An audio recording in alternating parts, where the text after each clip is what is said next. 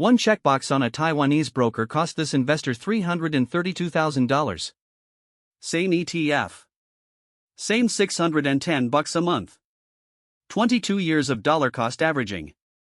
The only difference between the guy who ended up with 900 grand and the guy who ended up with 583 was whether a single box was ticked, reinvest dividends, yes or no. This is the cleanest natural experiment on dividend reinvestment I've seen anywhere. And the answer is brutal. Quick setup. Taiwan has an ETF called 0050. Think of it as Taiwan's SPY. Broad market, top 50 companies on the exchange, launched in 2003, the oldest and most held ETF in the country. Over 1.5 million Taiwanese retail investors own it. It's the default. Now Taiwan, more than almost any other retail market, runs on monthly DCA. Salaryman puts 20,000 new Taiwan dollars, about $610 into the ETF on the 6th of every month. Rain or shine. Bull or bear. It's a cultural script. Here's the wrinkle. Until 2024, Asian brokers mostly didn't have auto-drip, the reinvest my dividends toggle that Schwab and Fidelity have treated as table stakes in the US for decades. Dividends would land in your cash account and sit there. If you wanted them back in the market, you had to manually buy more shares. Most people didn't. They treated the cash like a bonus. Dinner. A trip. A new phone. So a Taipei-based YouTuber ran the 22-year numbers on what that cultural habit actually cost. 4 ETFs. 5 to 22 years each. Real prices, real dividend records, real monthly DCA. Let's walk through it. Start small. 00878 is a high dividend ETF, the Taiwan retail crowd loves these things. Quarterly cash payouts, 5 to 6% yield, cultural obsession. The SCHD archetype, but with more gravity. Launched July 2020.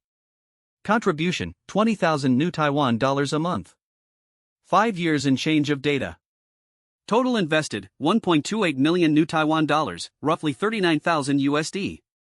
Without reinvesting dividends, ending portfolio of 1.37 million new Taiwan dollars, about $41.9 thousand. Up 31.8%.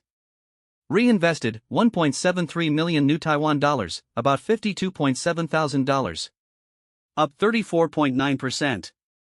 Gap, 10 grand. Not life-changing. But that's 5 years on a young ETF. The pattern is already showing up. Money you pulled out of the market stopped working. Money you left in kept compounding. 5 years is the appetizer. 0056 is the grandfather. Taiwan's first ever high dividend ETF, launched late 2007. Walked through the 2008 crisis, the 2011 Europe scare, COVID, every cycle you can name. Same setup.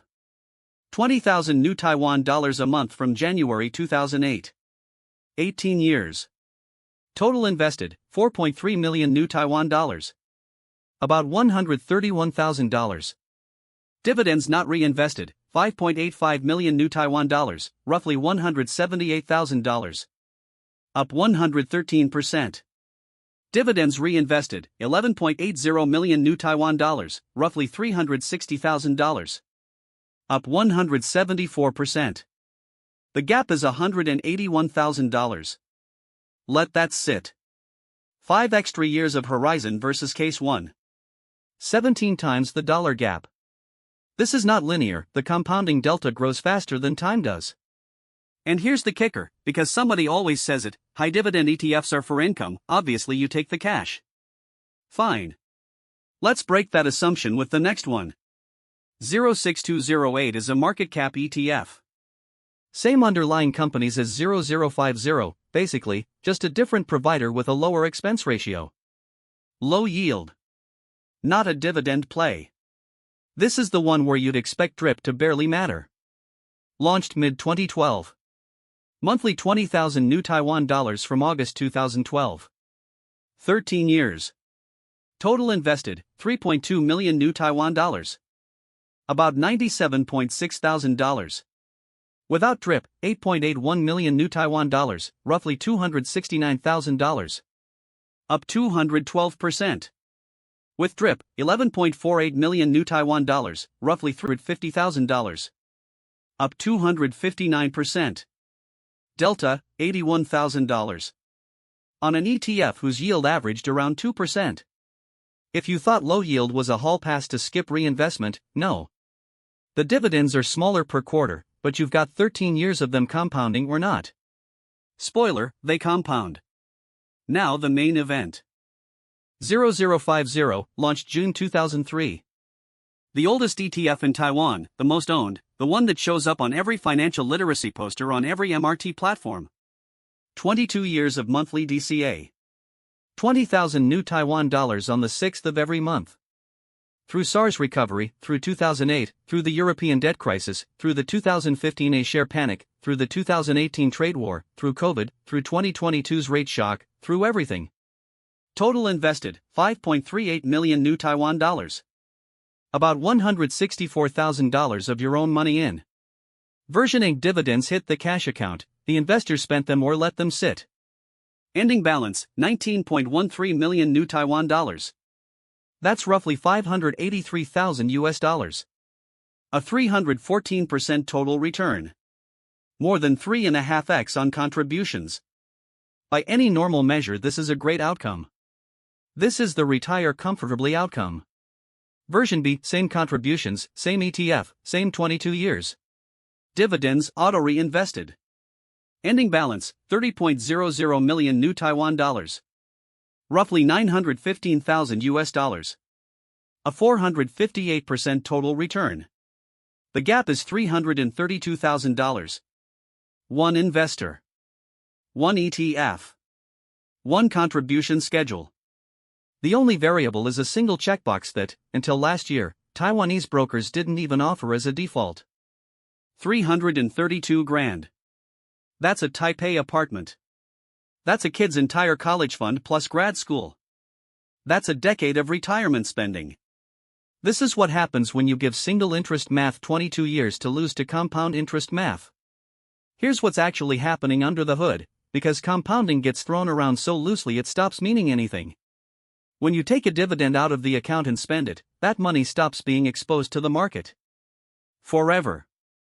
The next year, next decade, next 20 years of returns on that chunk of capital don't exist.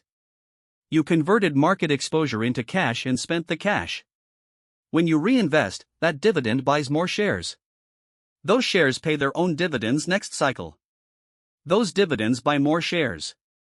That's compound. It doesn't look like much in year 1. In year 5, the gap's about 10 grand on case 1. In year 18, it's 180 grand on case 2. In year 22, it's 332.